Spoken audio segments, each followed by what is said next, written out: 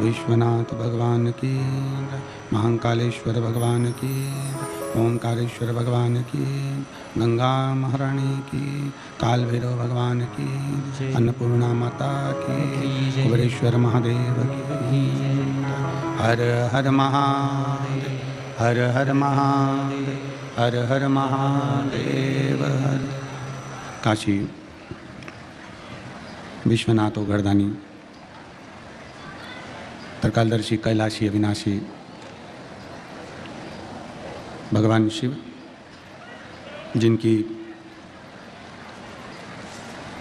पुनीत पावन शिव महापुराण की कथा भगवान देवाधिदेव महादेव की कृपा से, उनकी करुणा, उनकी उदारता से माँ गंगा की पवित्र गोद में बाबा देवाधिदेव महादेव की करुणा से, उनकी कृपा से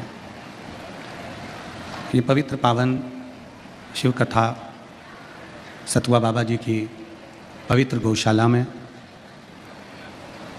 बाबा विश्वनाथ जी की साक्षी में, श्री काल भैरव जी की सुरक्षा में ये पवित्र पावन कथा आयोजित की गई है। कथा मंडप में विराजमान व्यासपीठ के मध्य शोभा बढ़ा रहे परम पूज्य श्री श्री 1008 महामंडलेश्वर श्री संतोष दास जी सतुआ बाबा जी, एक बार जोरदार ताली बजाकर उनका स्वागत, वंदन, अभिनंदन। जिन्होंने इस पवित्र कथा का लाभ आप और हमको काशी की पवित्र भूमि पर दिया।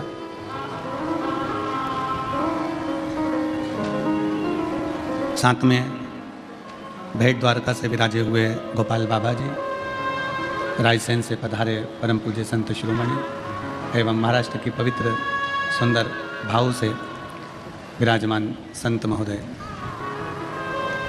व्यासपीठ के सम्मुख में बैठे सभी संत, साधु, ब्राह्मण जन, गुरुजन, तपस्वी जन, साधक, उपासक एवं मेरी इस पवित्र काशी की भूमि करते हुए ये पवित्र कथा का लाभ ले लें।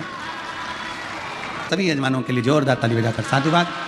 बाबा की कृपा और तेरी कृपा बिना न हिले एक भी अणु, लेते हैं श्वास तेरी कृपा से तनु, बखान क्या करूं मैं राखों के ढेर का, चपटी भभूत में खजाना कुबेर का।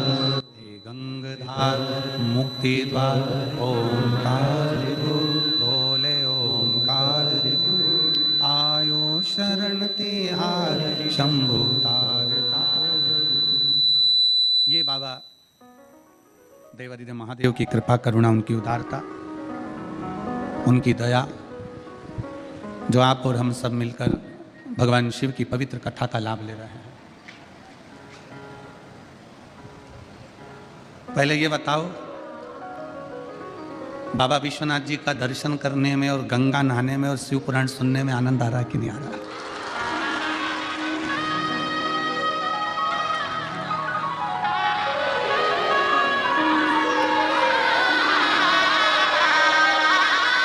शिव कृपा। इत शिव पुराण है, उत विश्वनाथ है। इत शिव पुराण है, उत विश्वनाथ है। और बीच में गंगा बहे धीरे धीरे, बीच में गंगा बहे धीरे धीरे। ओ बाबा तेरा डमरू बजे धीरे धीरे, भोले तेरा डमरू बजे धीरे। इधर शिव महापुराण की कथा है, उधर मेरा बाबा विश्वनाथ शंभु विराजमान है। और जैसे गंगा की धारा निरंतर बह रही है, अभी परम पूज्य संत शिरोमणि श्री सतुआ बाबा जी कह रहे थे कि ये शिव महापुराण तो निरंतर बहती है, निरंतर। 20 तारीख से चालू हुई, 26 तारीख को यहाँ विराम हो जाएगी। फिर 1 दिसंबर से 7 दिसंबर तक सिरपुर महाराष्ट्र में प्रारंभ हो जाएगी, जिसका समय 1 बजे से 4 बजे तक रहेगा। सिरपुर महाराष्ट्र की भूमि पर प्रारंभ हो जाएगी। वो पूर्ण होगी। फिर दिसंबर महीने में ही 16 दिसंबर से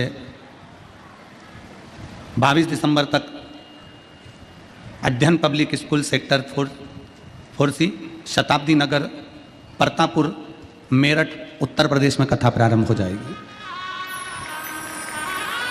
तो ये तो बाबा देवादिदेव महादेव की पवित्र कथा है जिसका लाभ और आप और हम ले रहे हैं। बाबा जी कह रहे थे कि निरंतर चल रही है, आप लिए जाओ पिए जाओ। अब गंगा जी बह रही हैं, माँ गंगा बह रही हैं, मर्जी तुम्हारी है कि तुम डुबकी लगाओ कि ना लगाओ।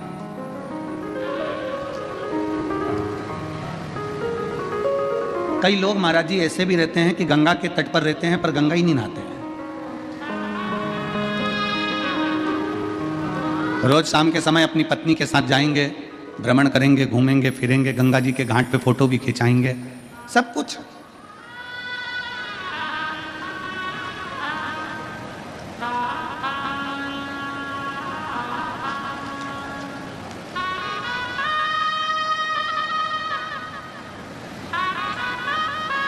अभी कल की बात है, कल वो हम जहाँ ठहरे हैं ना, वहाँ पर वो उनके घर में कोई जीजी पूछ रही थी, गुरुजी हम मोबाइल से आपका फोटो खींचते हैं, और हमने देखा कथा में बैठे बैठे लोग कैमरे से भी फोटो खींचते हैं, आप नहीं खींचते?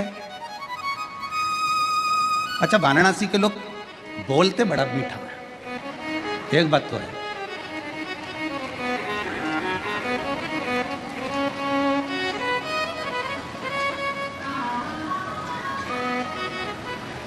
उन्होंने कहा गुरुजी हम आपका फोटो खींचते हैं, कई लोग मोबाइल से खींचते हैं, कई लोग कैमरे से खींचते हैं, आप नहीं खींचते?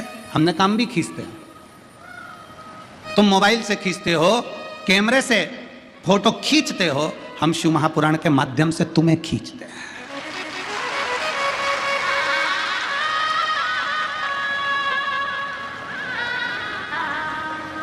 तुम्हारा फोटो डिलीट हो सकता है, पर ये शिव पुराण की कथा में जो एक बार आकर बैठ गया और उसका दिल खींच कर आ गया तो कभी डिलीट नहीं हो सकता। बाबा के पास ही जाता है, वो डिलीट ही नहीं होता।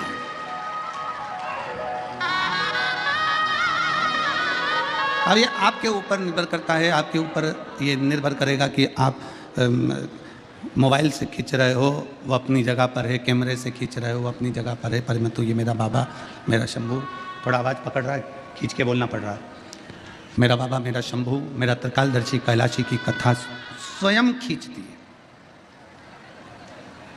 मेरे बाबा की कथा स्वयं खींचती है, यहां कोई दूसरा खींचने वाला नहीं है।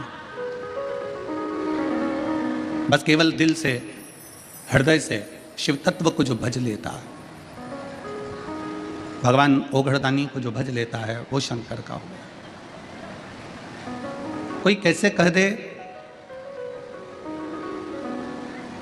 वो कहते हैं ना कि निंदक, नकली और नास्तिक, इन तीनों से दूरी बनाकर रखना। क्योंकि मेरे ओघड़दानी, मेरे शंकर भगवान को, मेरे देवादिदेव महादेव को ये तीनों पसंद नहीं। देवऋषि नारद जब काम पर विजय प्राप्त कर लेते हैं, शिव महापुराण की कथा कहती है, और काम पर विजय प्राप्त करने के बाद में देवऋषि नारद सबसे पहले देवादिदेव महादेव के पास जाते हैं। शंकर भगवान ने देखा कि देवऋषि नारद आए हैं, प्रणाम किया। कोई ऋषि, कोई संत, कोई साधु, कोई गुरुजन, कोई महात्मा, कोई जोगी, कोई सन्यासी, कोई तपस्वी, कोई साधक, कोई उपासक कोई अगर आया है तो उसका सम्मान, उसका आदर करना, ये मेरे देवादिदेव महादेव सिखाते हैं।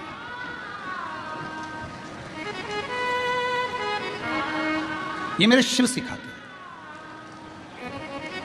पूरी शिव महापुराण की कथा को उठाकर देख लीजिए, पूरे शंकर के चरित्र को उठाकर देख लीजिए।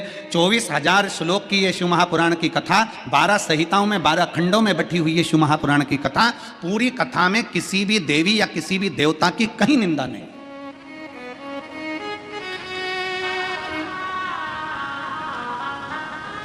पूरी शिव महापुराण की कथा में किसी देवी देवता की निंदा नहीं है।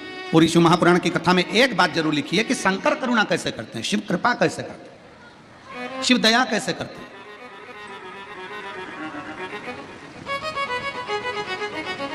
भगवान को प्रिय नहीं है निंदक, भगवान को प्रिय नहीं है नकली, भगवान को प्रिय नहीं है नास्तिक। शिव को प्रिय नहीं है, ये तीनों प्रिय नहीं है, ना निंदक प्रिय है, ना नकली प्रिय है, ना नास्तिक प्रिय है।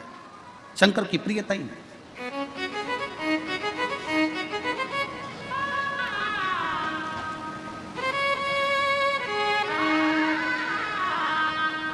बाबा भोलेनाथ बैठे हुए थे, देव ऋषि नारद का आगमन हुआ, प्रणाम किया।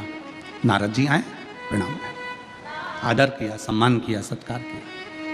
नारद जी आइए, क्या बात है। देव ऋषि नारद जी ने कहा कि भोले बाबा, हे शिव शंकर, जिस कामदेव पर आप विजय प्राप्त नहीं कर पाए उस कामदेव को मैंने जीता है, मैंने स्वयं जीता है। भगवान शंकर सिंहासन से उठे और भगवान शिव सिंहासन से उठकर अपने गले की रुद्राक्ष की माला मेरे देवादिदेव महादेव ने निकाली और देवऋषि नारद के गले में डाल दी। देवऋषि नारद के गले में डाली।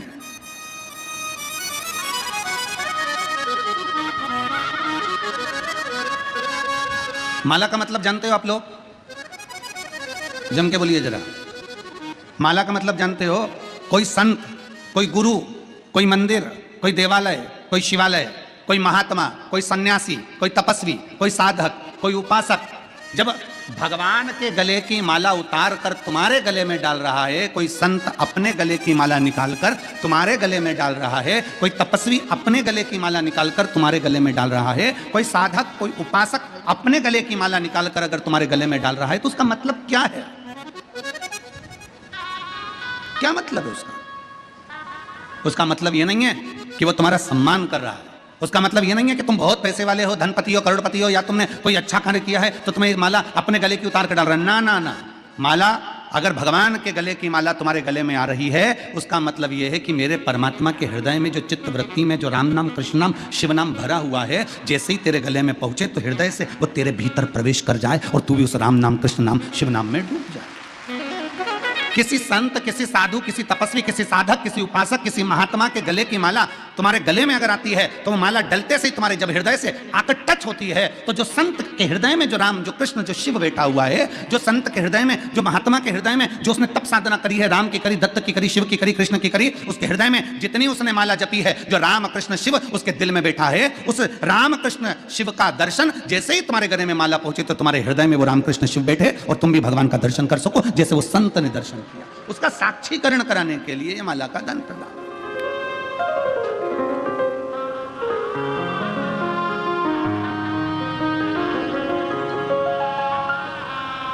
और मैंने तेरे ही भरोसे बाबा, तेरे ही भरोसे हवा बिच उड़ती जावांगी बाबा, डोर हत्तो छटी ना मैं कटी जावांगी। भोले मैं तेरी बदन, शंभो मैं तेरी बदन, हवा बिच उड़ती जावांगी बाबा, डोर हत्तो छटी ना मैं कटी जावांगी। माला शिव ने अपने गले की रुद्राक्ष की माला निकालकर शंकर भगवान ने देव ऋषि नारद को वो माला दे दी।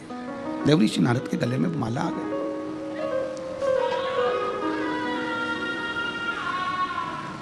भीतर देव ऋषि नारद के हृदय चित्त में भीतर अहंकार बहुत भर गया था। रुद्राक्ष का सबसे पहला काम है कि महाराज जी अपन आपके आशीर्वाद से परसों के दिन इंटरव्यू में पूछा गया था कि शंकर भगवान तो क्रोध के देवता हैं, भस्म कर देते हैं। शिव जी को तो क्रोध का देवता बताया गया है, वो तो भस्म कर देते हैं। इंटरव्यू लेने वाले वो भव्य जी ने पूछा कि शंकर जी तो क्रोध करते हैं, क्रोध के देवता, आपका क्या कहना है? हमने भव्य जी को एक बात मां गंगा की गोद में बैठकर मणिकर्णिका की साक्षी में कही कि शंकर भगवान को लोग कहते हैं ये भस्म कर देते हैं, पर शंकर को समझो तो सही, शिव अनायास कभी क्रोध नहीं करते, कभी क्रोध नहीं करते। अगर शंकर भगवान क्रोध के देवता होते तो उनका नाम आशुतोष नहीं होता, उनका नाम आशुतोष नहीं होता। शिव क्रोध के देवता नहीं है। शंकर भगवान भस्म करते हैं। किसको भस्म करते हैं? शिव महापुराण की कथा कहती है जो शंकर की शरण में जाता है उसका अहंकार शिव भस्म कर देते हैं। जो शंकर के पास जाते हैं उनके भीतर का काम, आसक्ति, तृष्णा, लोभ, वासना, ये सब भगवान शंकर भस्म कर देते हैं। शंकर भगवान क्या भस्म करते हैं? तो जो शंकर के पास में आता है वो अपने अभिमान को नष्ट कर बैठता है, अपने भीतर की अभिमत्ता समाप्त कर बैठता है। अग्नि के पास जाओगे तो हाथ में जो वस्तु है वो सबसे पहले जलेगी, तुम्हारे कपड़े सबसे पहले जलेंगे। अर्थात तुम्हारे भीतर जो अहंकार भरा हुआ है, तुम्हारे भीतर जो अभिमत्ता भरी हुई है, तुम्हारे भीतर जो अहम भरा हुआ है वो समाप्त होगा, वो समाप्त होगा। तुम्हारे भीतर जो भरा हुआ।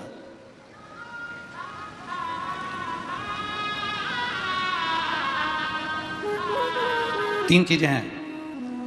आज काशी की पवित्र भूमि पर कथा सुन रहे हो, जितने आस्था चैनल पर कथा सुन रहे हैं, जितने फेसबुक यूट्यूब पर कथा सुन रहे हो, और जितने इस पवित्र प्रांगण में बैठकर लाखों की संख्या में बैठकर कथा को श्रवण कर रहे हैं। और निवेदन करूंगा, कल एक पत्र था कि गुरुजी आप केवल पंडाल वालों का बोल रहे हो, हम घाट के उस पार बैठकर कथा सुन रहे हैं, हमारा नहीं बोल रहे हो। तो जितने लोग घाट के उस पार मणिकर्णिका पर बैठकर या विश्वनाथ के पवित्र घाटों पर बैठकर उस पार गंगा के माइक से कथा को श्रवण कर रहे हैं वो भी ध्यान से सुनना। तीन चीजें मेरे शंकर भगवान के दरवाजे पर पहुंचकर देखिए।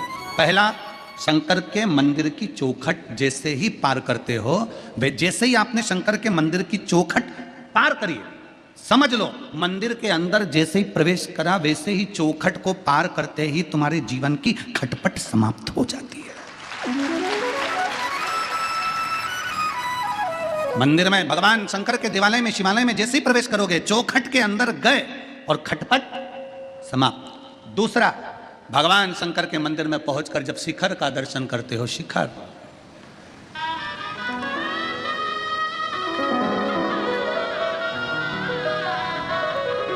शिखर किसको कहते हैं?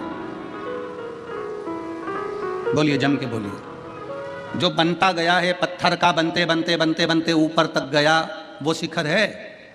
ऊपर एक मंदिर की प्राण प्रतिष्ठा जब होती है तो उस पे तांबे का, पीतल का, सोने का, चांदी का, हीरे का, जवाहरत का, जिसका भी एक कलश चढ़ता है। मंदिर की कीमत अगर 100 करोड़ रुपए है, मंदिर की कीमत अगर मंदिर की बनवाई, उस मंदिर की पूरे पत्थर की कारीगरी या मंदिर की बनवाई 100, 200, 500 करोड़ रुपए अगर लग गई है, पूरे मंदिर की कीमत आंक लीजिए। पूरे मंदिर में अगर 50 लाख रुपए लगे हैं, 25 लाख रुपए लगे हैं, 40 लाख रुपए लगे हैं, उसके ऊपर जो शिखर चढ़ता है तांबे का, पीतल का, जो भी शिखर चढ़ाते हो, ईमानदारी से बोलना, वो 50 लाख का आता है क्या? जम के बोलो जरा। नहीं। वो 2 करोड़ का आता है क्या? नहीं। 10 करोड़ का आता है क्या? नहीं। मंदिर को बनाने में तुम्हारे 10 लाख लग गए, मंदिर को बनाने में तुम्हारे 50 लाख लग गए, मंदिर को बनाने में तुम्हारे 100 करोड़ लग गए, पर उसके ऊपर जो तांबे का, पीतल का शिखर चढ़ रहा है, उसकी कीमत ज्यादा से ज्यादा 10, 20, 25, 50, 1 लाख रुपए होगी, इससे ज्यादा नहीं होगी। मंदिर की कीमत ज्यादा है पर शिखर की कीमत कम है। फिर भी मेरे भोले बाबा ने यह प्रेरणा दी है कि मंदिर भले 100 करोड़ का होगा पर शिखर अगर 10 का भी है तो कीमत उसकी प्रथम है, क्योंकि छोटे को लेकर ऊपर बढ़ना, छोटे को लेकर ऊपर बढ़ना।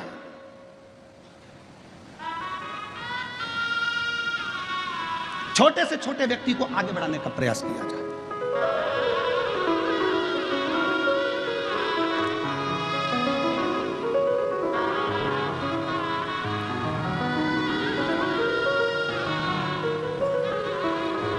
तुम्हारे घर में शादी हुई है? किन किन के घर में शादियां हुई हैं बताओ? छोरा की छोरी की, रिश्तेदार की, देवर की, देवरान, जो भी हो, नाना नानी, किसी की शादी तो हुई है।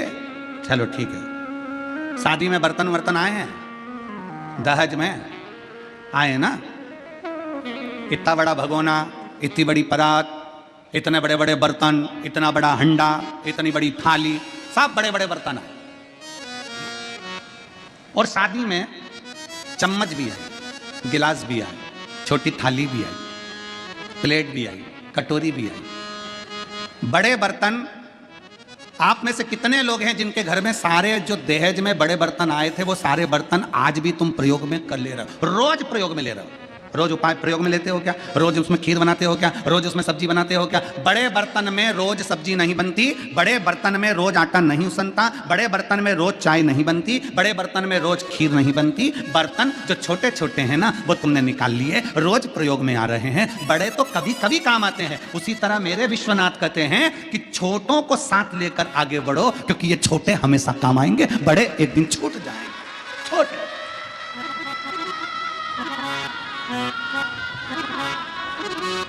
बाबा जी, मैं उत्तर प्रदेश सरकार के माननीय मुख्यमंत्री योगी जी के लिए एक शब्द कहूंगा। जब कावड़ की यात्रा निकलती है उत्तर प्रदेश की धरा पर, तो माननीय मुख्यमंत्री योगी जी, उत्तर प्रदेश सरकार के माननीय मुख्यमंत्री जी एक एक सब्जी के ठेले वाले तक का ध्यान रखकर कहते हैं कि इनके ठेले चलते रहें, इनका सामान बिकता रहे, इसलिए सनातन धर्म आगे बढ़ता रहे, उसकी ध्यान रखकर चलते हैं।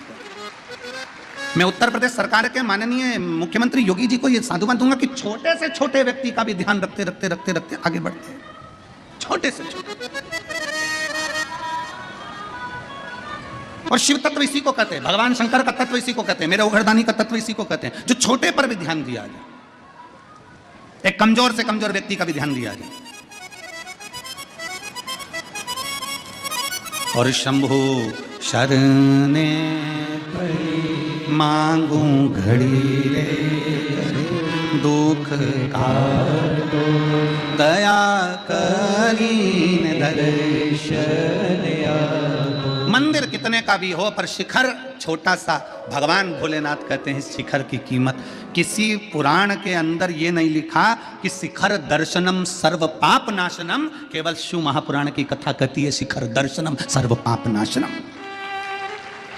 शिखर का दर्शन अगर कर लिया, और उस पुराण के शब्द, शिव महापुराण के शब्दों को दुनिया के लोगों ने पकड़ा कि मंदिर नहीं जा सकते तो शिखर का दर्शन कर लीजिए, मंदिर नहीं पहुंच सकते तो शिखर का दीदार कर लीजिए, दर्शन कर लीजिए। शिखर का दर्शन हो गया तो तुम्हारे सारे पाप अपने आप नष्ट हो जाते हैं, अपने आप।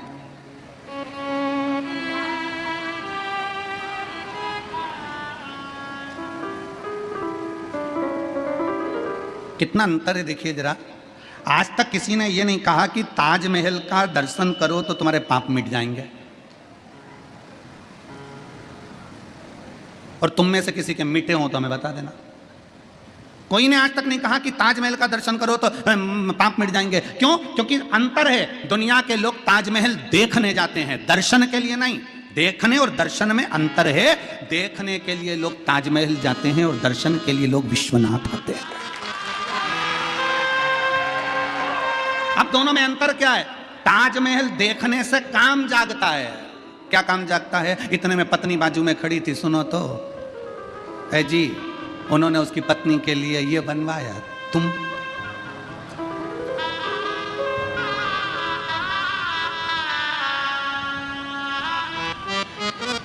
देखने से काम जागृत हो गया। और विश्वनाथ की नगरी में आई है, यहां काम नहीं जागेगा। एक बार पत्नी का हाथ पकड़कर मणिकर्णिका के घाट पर ले जाके बिठा दो, दूसरी बार कहेगी, सिर पे पल्लू लेके पति के चरण छूती हुई बोलेगी, तुम्ही मेरी पूजा। दूसरी बार नहीं बोलेगी। और 3 रात्रि तक तुम्हारे चरण छू कर कहेगी। पति पूछेगा, हार चाहिए? नहीं। अच्छी वाली साड़ी? क्या करूंगी, 4 व्हीलर गाड़ी पे चमकदार कपड़ों में लपेट के राम नाम सत्य बोलते बोलते आ रहा है, साड़ी का क्या करूंगी, क्या करूंगा?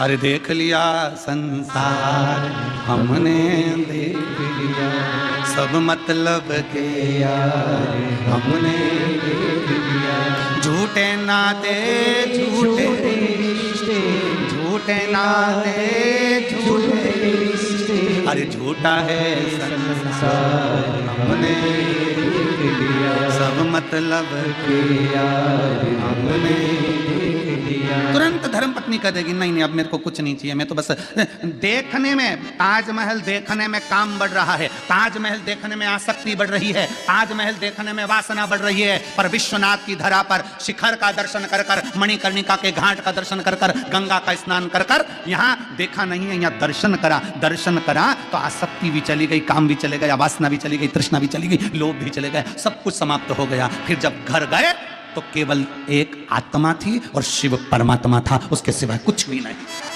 कुछ भी नहीं।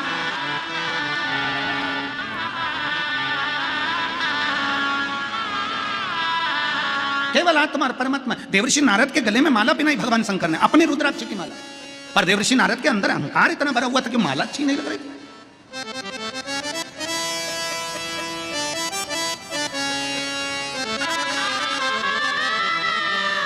महाराज जी, सभी बड़े बड़े जो बहुत बड़े बड़े जो महात्मा आदि कथाकार होते हैं, उनके यहाँ कोई मिलने जाता है तो वो इतना बड़ा बड़ा प्रशस्ति पत्र फोटो सब देते हैं। ये बैठे हुए हैं कथा में आने वाले, और यहाँ पर भी कई लोग बैठे हैं। हमारे सीहोर में कोई भी मिलने आता है, चाहे बड़े से बड़ा संत साधु तपस्वी साधक उपासक, या कोई राजनेता सत्ताधारी भी आए, हमारे यहाँ उसको प्रमाण पत्र या फोटो या कोई मोन्टो नहीं दिया जाता। हमारे यहाँ तो केवल एक रुद्राक्ष दिया जाता है, जो मेरे शंकर भगवान ने देवर्षि नारद को दिया।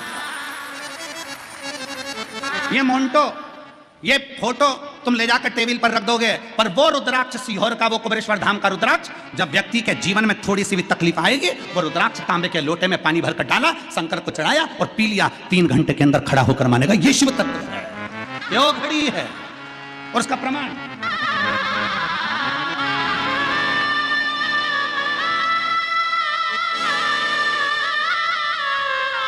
मैं सविता तिवारी, पति रमेश तिवारी, वाराणसी क्षेत्र की रहने वाली हूँ। पहले दीदी आपको नमन, और इसमें आपकी चांदी की थाली नहीं है। जो आपने चांदी की थाली भेजी थी वो कार्यकर्ताओं के पास प्राप्त हो गई है, आपको धन्यवाद, जो आपने भोग लगाने के लिए भेजी थी। मैं सविता तिवारी, पति रमेश तिवारी, वाराणसी क्षेत्र की रहने वाली हूँ। गुरुदेव बाबा का मैं क्या बखान करूँ, मेरे पास शब्द नहीं है। गुरुदेव कहीं बैठी हैं, हाथ हिला सकती हैं अगर कहीं बैठी हो। सविता तिवारी, रमेश तिवारी, वाराणसी क्षेत्र के रहवासी, कहीं बैठे हो तो एक बेलपत्र लेने के लिए आ सकते हैं। 1 लोटे जल का मैं क्या वर्णन करूं गुरुदेव। मार्च 2022 में मेरे बच्चेदानी में डॉक्टरों ने गठान बताई। आप लोग एलईडी पर, आस्था चैनल पर पत्र को पढ़ सकते हो। 2022 मार्च के महीने में बच्चेदानी में डॉक्टर ने गठान बताई, जिसका मैंने 5 महीना दवा खाई, लेकिन दवाई का कोई प्रभाव नहीं पड़ा, जिसके कारण मुझे ऑपरेशन कराना पड़ा। गुरुदेव ऑपरेशन के 6 महीने बाद पुनः दर्द शुरू हुआ और दोबारा डॉक्टर को दिखाया तो डॉक्टर ने कैंसर बताया। डॉक्टर ने कैंसर बताया, कैंसर का सुनते ही मैं डर गई। अब मेरे बच्चों का क्या होगा, सोच में पड़ी। गुरुदेव कथा तो मैं सुनती थी, लेकिन विश्वास नहीं था। लिखने वाली ने, जो सत्य होता है मेरे भोले बाबा को वो ही प्रिय होता है। एक बार इसके लिए धन्यवाद लिखो, ताली बजाओ कि उसने लिखा तो सत्य लिखा। गुरुदेव कथा तो मैं सुनती थी, पत्र में आप पढ़ रहे हैं, कथा तो मैं सुनती थी, लेकिन मेरा विश्वास नहीं था कि 1 लोटे जल से ये सब संभव होगा। क्या ये सब संभव हो सकता है 1 लोटे जल से? फिर भी मैंने बाबा की कृपा से जल का उपाय करना प्रारंभ करा, आंकड़े की जड़ का भी प्रयोग करना प्रारंभ करा। जो मुझ सुन लेती थी कथा में वो सब कर लेती थी। और गुरुदेव बाबा ने मेरी सुनी, बाबा ने ऐसी कृपा करी। मेरे को जब कैंसर निकला, कैंसर निकलने के बाद मेरी दूसरी जांच कराने के लिए वापस लेकर गए। मैं बाबा का जल पीती, बेलपत्र खाती, बाबा को नमन करती, और बाबा की ऐसी कृपा हो गई कि बाबा के द्वारा मेरा दूसरी बार जब जांच कराई जाई तो ऐसा चमत्कार किया कि कैंसर तो निकला ही नहीं, और बाबा की कृपा से मेरा कैंसर नहीं था, पर मुझे एक बीमारी बता दी जिसका नाम था हेपेटाइटिस बी निकला। गुरुदेव डॉक्टर ने मुझे आजीवन दवा खाने का बोला। गुरुदेव फिर भी मैं बहुत चिंतित थी, क्योंकि कीटाणु 63,000 हो चुके थे। हेपेटाइटिस बी के कीटाणु 63,000 हो चुके थे। फिर भी मैंने बाबा पर विश्वास किया, और एक दिन स्वप्न में मैंने देखा कि आपका जो फोटो था उस फोटो पर से बेलपत्र नीचे गिरी। मैं समझ गई कि बेलपत्र खाना है, केवल मैंने स्वप्न में देखा। गुरुदेव आपका फोटो पर से बेलपत्र गिरते हुए देखा, और मैंने तुरंत बेलपत्र खाना प्रारंभ कर दी, और बेलपत्र खाते खाते बाबा की ऐसी कृपा हो गई। नवंबर 2024 में मेरी वापस जांच हुई, और बाबा की कृपा से मेरी जो हेपेटाइटिस की बीमारी थी वो भी समाप्त हो गई। आज बाबा की कृपा से ना मुझे कैंसर है ना हेपेटाइटिस है, मेरे बाबा ने मुझे अच्छा कर दिया। इसलिए मैं बाबा को यहाँ प्रणाम करने के लिए आई हूँ। एक लाइन अच्छी लिखी है, आप और हम गुनगुनाते हैं। खाली ना जाता कोई दर से तुम्हारे, खाली ना जाता कोई दर से तुम्हारे, मैं भी खड़ी हूँ नन्ही बाहें पसारे, अपने हृदय से लगा लो, गिरा जा रहा हूँ, उठा लो। मैं सविता तिवारी, पति रमेश तिवारी, वाराणसी क्षेत्र की रहने वाली हूँ। शिव तत्व है ये उघड़ी है शंभु। क्या दें हम, क्या प्रदान करें हम? और फिर निवेदन है, तुम अगर आस लगाकर बैठो कि सीवर वाले महाराज के पास कुछ हो तो फिर निवेदन है, हमारे पास में केवल दो ही चीज़ है, एक श्री शिवाय नमस्तुभ्यम और दूसरा कुबेरेश्वर बाबा का रुद्राक्ष और शिव महापुराण की कथा। दिल से बाबा को एक लोटा जल, तुम जहाँ रहते हो, तुम सीहोर आओ चाहे मत आओ, तुम कुबेरेश्वर धाम आओ चाहे मत आओ, तुम तो अपने नजदीक में जो शंकर का मंदिर है, तुम्हारे करीब में जो शिवालय है, तुम वहां एक लोटा जल लेकर जाओ और शंकर जी को दिल से एक लोटा जल चढ़ाकर श्री शिवाय नमस्तुभ्यम, श्री शिवाय नमस्तुभ्यम, एक लोटा जल समर्पित करिए, दिल से समर्पित करिए।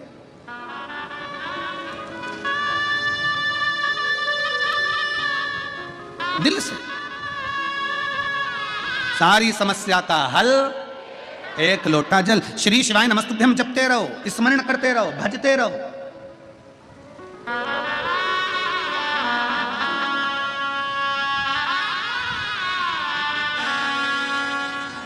एक न्यू मार्केट में भोपाल में एक बंगाली चाट वाला है महाराज जी, बंगाली चाट वाला न्यू मार्केट में आप जाएंगे तो बंगाली चाट वाला, उसका एक ठेला लगता है, सबके ठेले चलते हैं, उसका ठेला नहीं चलता। वो बाबा के धाम आया, कुबेरेश्वर धाम, बाबा से विनय करे, क्या करूं, मुझे एक बार महाराज जी से मिलाओ, बड़ी मुश्किल से मिलना भी हुआ। हम आरती के लिए जा रहे थे, मिलना हुआ तो कहे गुरुजी बहुत दुखी। हमने काहे को दुखी, बाबा को एक लोटा जल चढ़ा, भगवान का भजन कर, श्री शिवाय नमस्तुभ्यम बोल, बस बाबा सब कर देगा।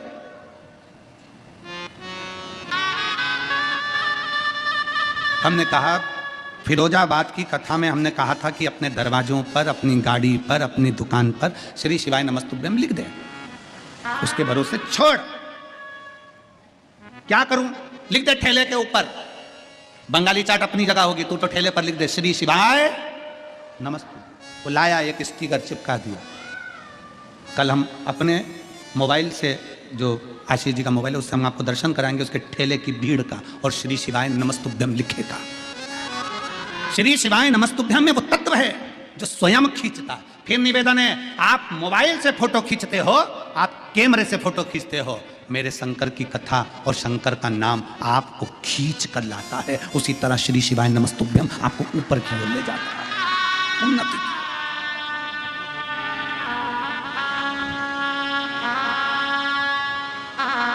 देवऋषि नारद के गले में रुद्राक्ष की माला देते, सुहाई नहीं, देवऋषि नारद को अच्छी नहीं लगी रुद्राक्ष की माला।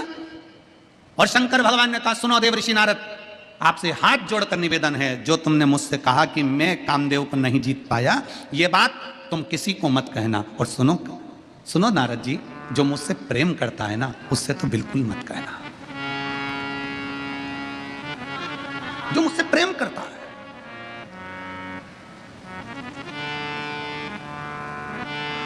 राम जी शिव जी से प्रेम करते हैं, शिव जी जम के बोलो, राम जी से प्रेम करते हैं। नारायण शंकर भगवान से प्रेम करते हैं, शंकर भगवान नारायण से प्रेम करते हैं। कृष्ण शिव से प्रेम करते हैं, शिव कृष्ण से प्रेम करते हैं।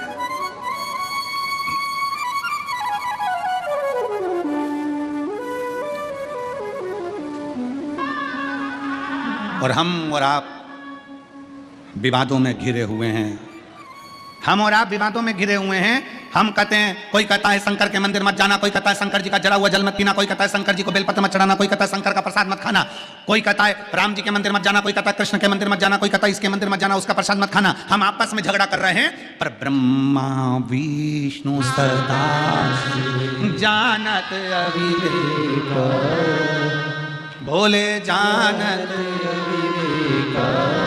ओम अक्षर के प्रणव अक्षर यह तीनों एक, ओम हर हर हर।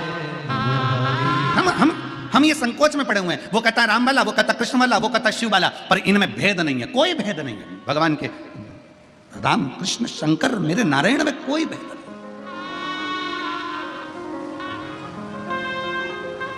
कितनी सुंदर बात भगवान शंकर करें, जो मुझे चाहे ना उससे जाकर ये मत कह देना, तू निंदा मत करना।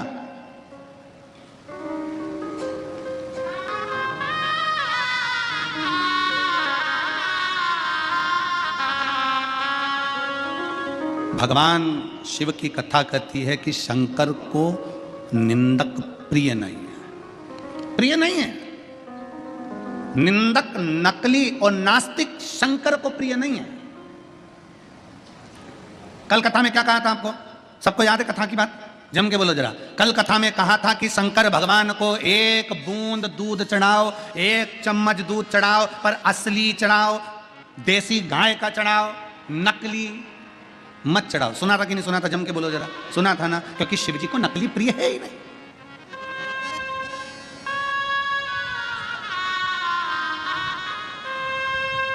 शिव की प्रियता नकलीपन में नहीं, शंकर को असली असली बहुत कठिन है। असलता का जीवन जीना बहुत कठिन है। नकली जीवन जीना तो सरल है, बहुत सरल। कर्जे में लदालू हो गए, पैसा नहीं है, और दुनिया के आगे विचार करो कि हम तो बस मुस्कुराते हुए दिखें, ऐसे दिखे वैसे दिखें, करोड़ों का धन है। ना ना, असलीता का जीवन जियो। हमारे पास नहीं है ना, नहीं है, फिर भी हम खुश हैं, ये मेरे बाबा की कृपा है।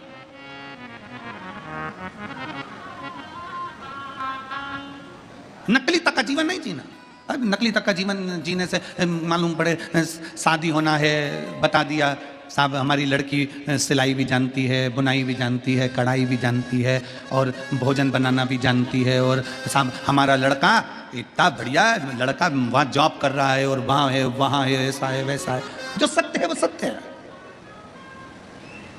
एक पत्र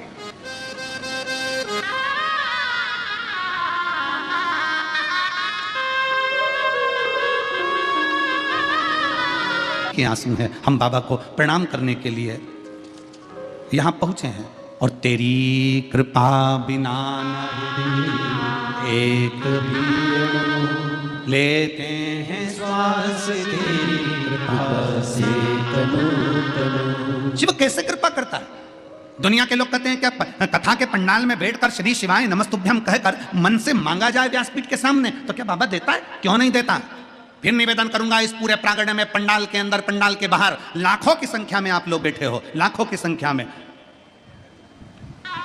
दिल से बाबा से कहना, दिल से सुनेगा। 3 महीने में मेरा बाबा तुम्हारी भी झोली भरेगा, वो देगा। दिल से कहा, मेरे भोले तेरा सहारा है, मेरे बाबा तेरा सहारा है, मेरी नैया का तू किनारा, मेरी नैया का तू किनारा। मेरे बाबा तुझे पुकारा है, मेरे भोले तुझे पुकारा है, मेरी नैया का तू किनारा। उस माँ ने एक बात लिखी, वो हम बताना भूल गए, वो भी सुन।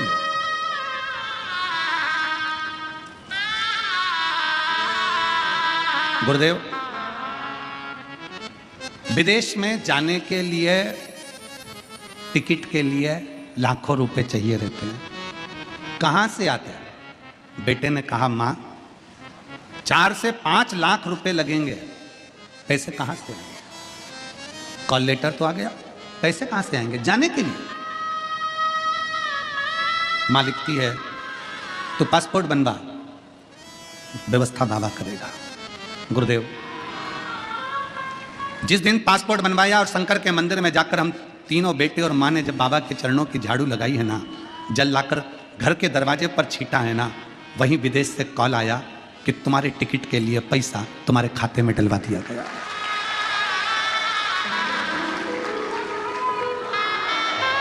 पैसा खाते में डलवा दिया गया। शायद ये होता नहीं, पर बाबा की कृपा है, शिव कृपा है। उस पर करा भरोसा, उस पर करा गया विश्वास, उसकी दृढ़ता, उसका भरोसा टूटता नहीं। किसके आश्रित होकर जी रहे हो? दुनिया के लोग कहते हैं हम तुम्हारे सहारे, हम तुम्हारे सहारे। हम कई बार सतुआ बाबा जी से हमने कई बार चलते चलते बाबा जी से कहा आपके आशीर्वाद से ये सब कथा, तो बाबा जी तुरंत कह देते नहीं नहीं नहीं, ये विश्वनाथ करा रहे हैं और विश्वनाथ करने वाले हैं और विश्वनाथ ही करेंगे। इसमें कोई दूसरा नहीं कर सकता। इसमें विश्वनाथ करने वाले, विश्वनाथ कराने वाले और विश्वनाथ ही कर रहे हैं। आ जाइए।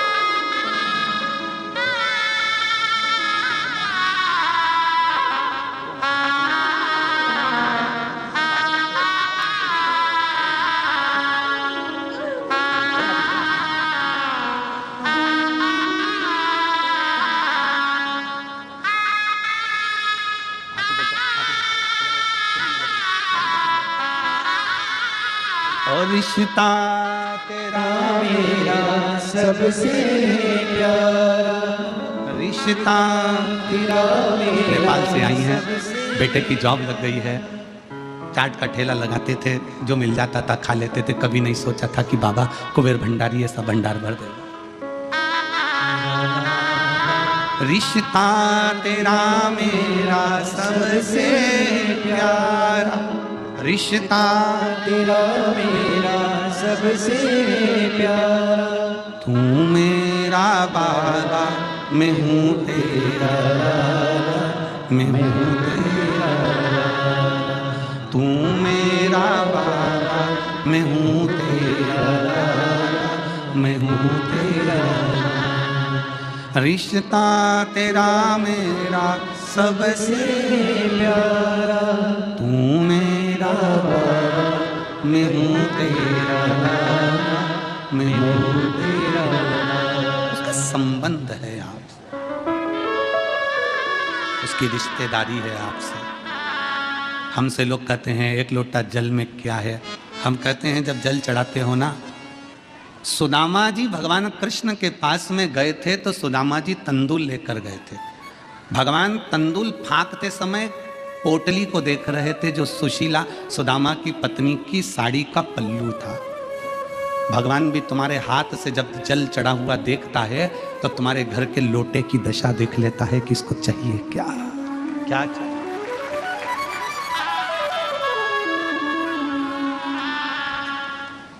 संबंध शिव से है। पहले दिन कथा में कहा था कथा सुनने के लिए आप कहीं नहीं आए हो, कथा सुनने के लिए अपने बाप के घर आए हो, अपने पिता के घर, अपने बाप के घर आए हो। कौन सी बेटी है इसमें से जिसके पिताजी उसको देकर नहीं भेजते? ऐसी जगत में कोई बेटी नहीं, ऐसा जगत में कोई बेटा नहीं। बेटा अपने पिता को कुछ दे चाहे नहीं दे, पर बेटा कहता है कि पापा हम काशी जा रहे हैं, पापा हम हरिद्वार जा रहे हैं, पापा हम घूमने जा रहे हैं। तो घर से जब बच्चे निकलते हैं तो बूढ़े माँ बाप के पास कुछ नहीं हो तो भी 10 रुपए तो हाथ में पकड़ाई देते हैं, ले ये लेकर जाना, ये शॉल ले जा ठंड लगेगी ओढ़ लेना, ले ये तकिया ले जा, ले ये चादर ले जा बेटा ओढ़ लेना ठंड पड़ेगी। घर के बुजुर्ग देकर भेजते हैं। घर की बेटी जब मायके से जाती है तो उसको देकर भेजा जाता है। कुछ भी देंगे, पल्लू में झोली में थोड़ा सा खोचा डाल देंगे, थोड़ा सा चावल डाल देंगे, पर देकर भेजते हैं। उसी तरह पिता के घर में कथा सुनने के लिए आए हो तो मेरा विश्वनाथ भी इस पंडाल से खाली नहीं भेजेगा, तुम्हें देकर भेजेगा। देकर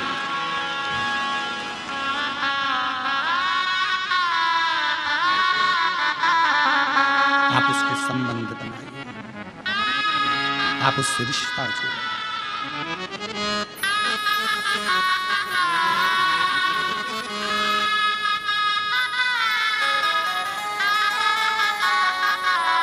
काशी वाले से मिलना बड़ा जरूरी, ओ काशी वाले से मिलना बड़ा जरूरी, ओ काशी वाले से मिलना बड़ा जरूरी, ओ डमरू वाले से मिलना बड़ा जरूरी, डमरू वाले से मिलना बड़ा जरूरी, ओ मिलना बड़ा जरूरी, मिलना बड़ा जरूरी, हाँ मिलना बड़ा जरूरी, मिलना बड़ा जरूरी, ओ काशी वाले से मिलना बड़ा जरूरी, ओ काशी वाले से मिलना बड़ा जरूरी, ओ डमरू वाले से मिलना बड़ा जरूरी, ओ डमरू वाले से मिलना बड़ा जरूरी। बोल विश्वनाथ भगवान की जय।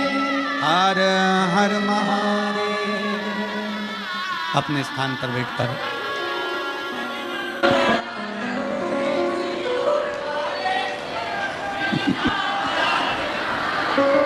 जहाँ जगह मिले वहाँ बैठकर भगवान देवाधिदेव महादेव की पवित्र शिव महापुराण की कथा के पवित्र भाव को भजते हुए शिव नाम का स्मरण करेंगे। अपने दिल की बात बाबा से कहेंगे। जहाँ जगह मिले वहाँ बैठकर दिल से बाबा को प्रार्थना करें।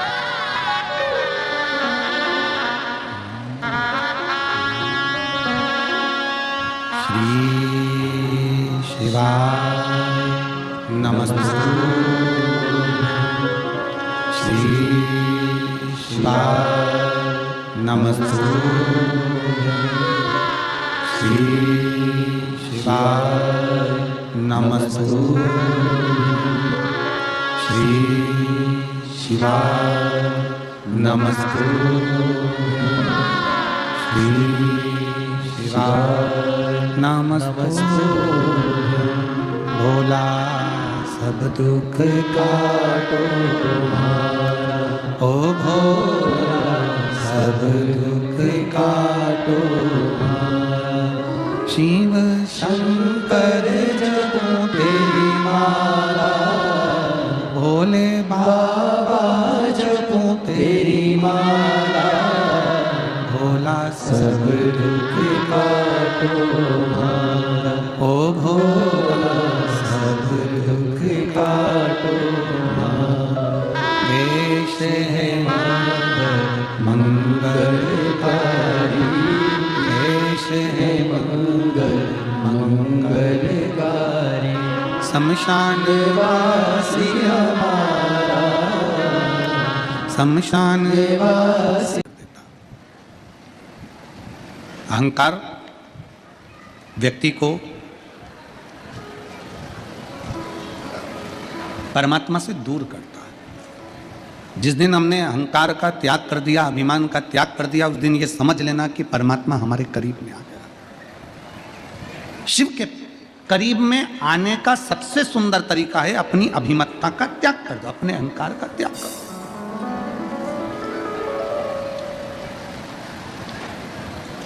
शिव के मंदिर जाते हो रोज, तो शंकर के मंदिर में रोज जाते हो तो रोज बाबा से प्रार्थना करना, बाबा इस शरीर के अंदर, इस चित्त के अंदर कभी अहंकार मत आना,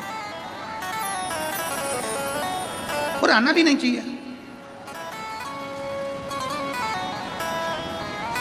इस शरीर में जो चीज अंदर जाता है उसको त्यागना ही पड़ता है। नहीं त्यागेंगे तो शरीर को रोगी बना देगी। भोजन करो, पेट भर कर करो, खूब पेट भर कर खा लो, खूब पेट भर करो। 2-4 दिन, 5 दिन, 2 दिन तुम पेट में ही रहने दो, जाओ मत। नहीं, मैं त्याग ही नहीं करूंगी, मैंने तो खाया, त्याग नहीं कर। जो खाया है उसका त्याग करना पड़ेगा। त्याग नहीं करोगे तो बीमार पड़ोगे। बोलो सही है कि गलत है?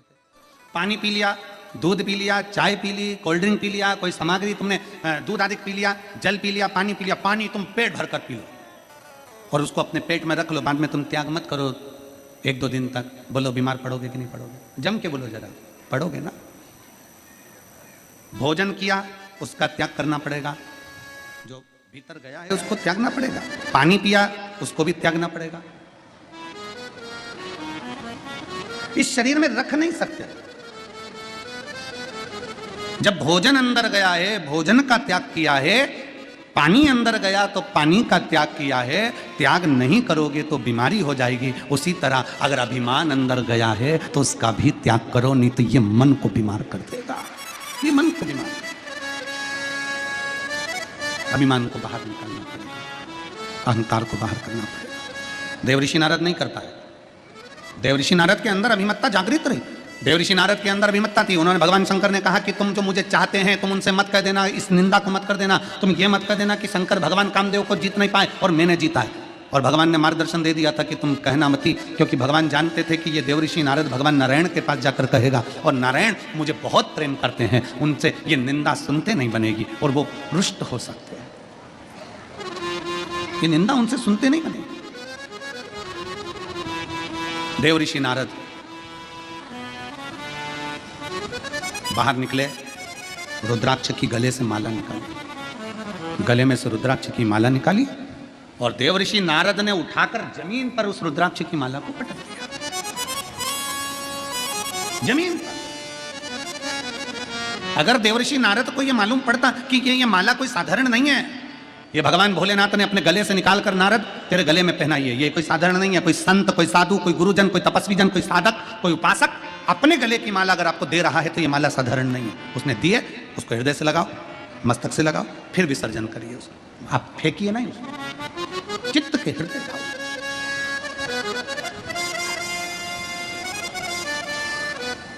हमारे सतुआ बाबा जी तो कहते हैं, जब विश्वनाथ जी के मंदिर में दर्शन करने गए और विश्वनाथ जी के मंदिर में से इतनी सारी माला उन्होंने पिना दी।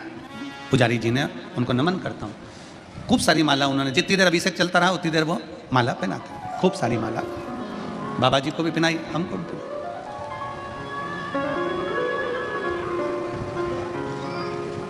सतुआ बाबा जी बोले, आज माला के रूप में ऐसा लग रहा है जैसे विश्वनाथ गले लग रहे हैं और अपने दिल से अपने दिल की बात कर रहे हैं। यह संत का स्वभाव होता है, यह संत का एक भाव होता है कि माला में भी शिव तत्व की प्राप्ति को जाने, एक एक चीज में शंकर को पहचाने। और मेरे भोले तेरा सहारा, हम हर चीज में शंकर को पहचानने का प्रयास करें।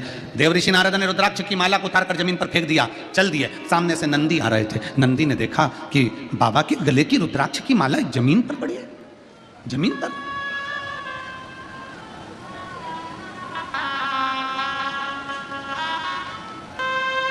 एक निवेदन आप सबसे, विश्वनाथ जी का दर्शन करने के लिए जाओ।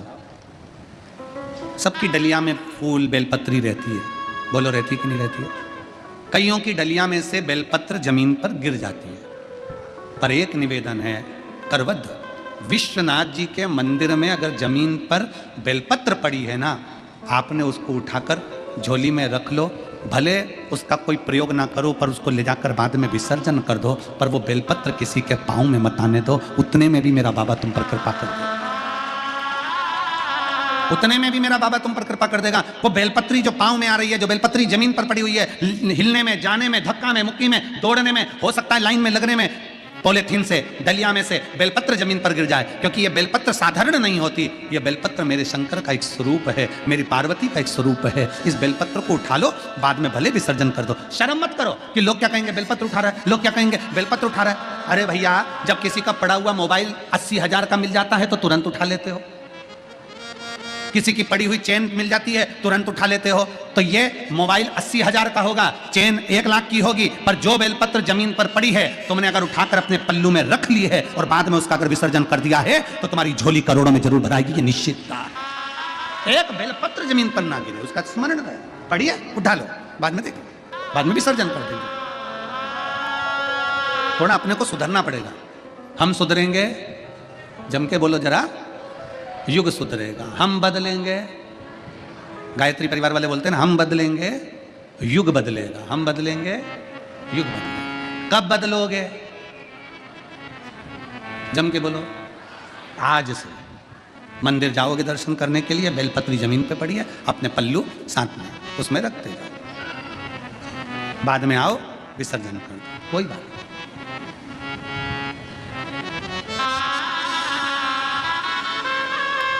उसके मंदिर को स्वच्छ रखिए, स्वच्छ, उसके मंदिर को स्वच्छ रखिए। वो तुम्हारी जिंदगी को स्वच्छ कर देगा, तुम्हें कभी भटकने नहीं देगा, कभी नहीं। स्वच्छ रखिए। देवऋषि नारद ने रुद्राक्ष की माला को फेंक दिया, नंदी ने उठा ली। नंदी लेकर भगवान शंकर जी के पास पहुंच गए। हर हर महादेव। जैसे ही नंदी पहुंचे, भगवान शिव जी ने पूछा, नंदी बड़े क्रोध में आए हो, बड़े गुस्से में आए हो, बड़े क्रोध।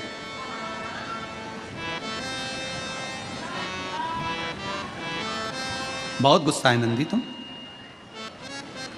इतना क्रोध, इतना क्रोध, ये ठीक। क्यों इतना क्रोध कर रहे हो? इतना गुस्सा किस लिए?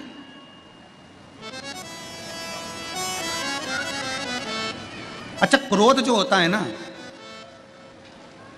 सबसे ज्यादा अकल किसमें होती है? बोलो जल्दी बोलो, उत्तर दो। सबसे ज्यादा अकल किसमें होती है? सबसे ज्यादा अकल क्रोध में होती है। किसमें होती है? क्रोध में। क्यों? क्रोध हमेशा कमजोर व्यक्ति पर आता है, कभी बोल्ड पर नहीं आता है। किसी दमदार व्यक्ति पर कभी क्रोध नहीं आएगा। क्रोध हमेशा कमजोर पर आएगा, जो तुम्हारी सुन लेगा। इसलिए क्रोध में अकल बहुत होती है, वो भिड़ता ही नहीं कभी बलवान से। तुम खुद देख लो तुम्हारे घर में, तुम देखो पति को अगर क्रोध आता है, बहुत तेज क्रोध आ गया, तो वो बच्चों को कूट देता है, सबको अपशब्द कर देता है, मम्मी पर भी चिल्ला चोट कर देता है, पापा पर भी चिल्ला चोट कर देता है, पर चंद्र घंटा पे मान लो वो खड़ी है ना, वो बाजू में तुम्हारी पत्नी, और तुम्हें गुस्सा आ रहा है, तुम बोल के बता, तुम एक सुनाओगे बच्चा, वो तुरंत, उसको रोज आदत में, रोज जगदीश भगवान की आरती करती, तेरा तुझको, उसको आदत में कि तुमने मुझे कहा और मैंने तुम्हें सुनाई, तुम दो, वो बोले ही नहीं उससे, वो सबको कूट दे, मार दे, चिल्ला चोट कर दे, सब कुछ कर दे, पर वो उस पर ना, क्रोध में कर दे। नंदी, हे नंदी, तो इतना क्रोध में क्यों है? नंदी कहता है मुझे क्रोध इसलिए आ रहा है क्योंकि देवऋषि नारद ने आपके गले के रुद्राक्ष की माला को जमीन पर पटक दिया। रुद्राक्ष की माला? हाँ, कोई बात नहीं। अब जरा ध्यान देना, बहुत सावधानी से सुनना।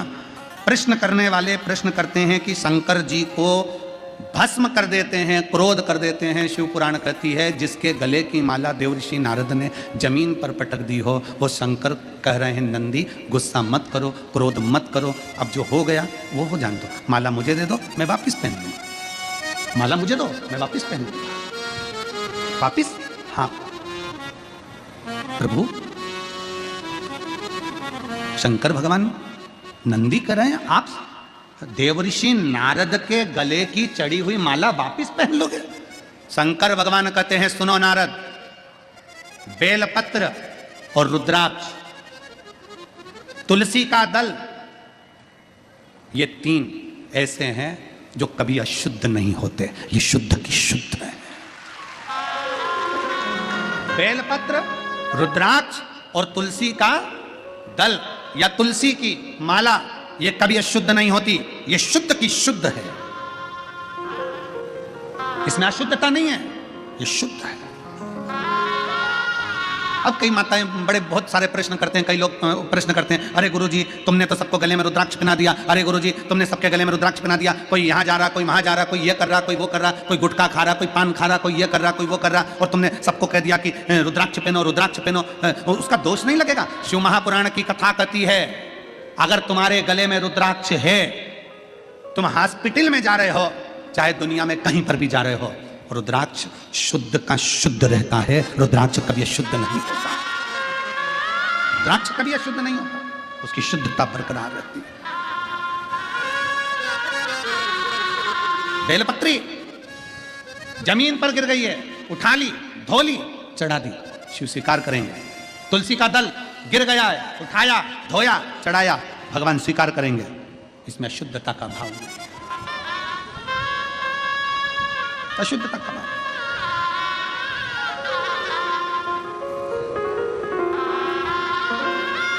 कई लोग कहते हैं गिरा हुआ क्या भगवान को चढ़ा सकते हो? अरे महाराज जी कहां की बात सुनाते हो, गिरा हुआ क्या भगवान को चढ़ा सकते हो?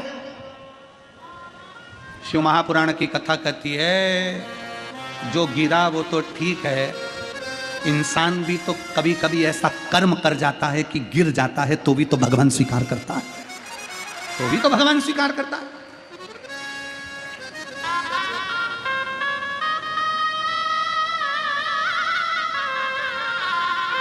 हम जैसे हैं शिव वैसा हमें स्वीकार करता है, होता है, सबको स्वीकार करिए।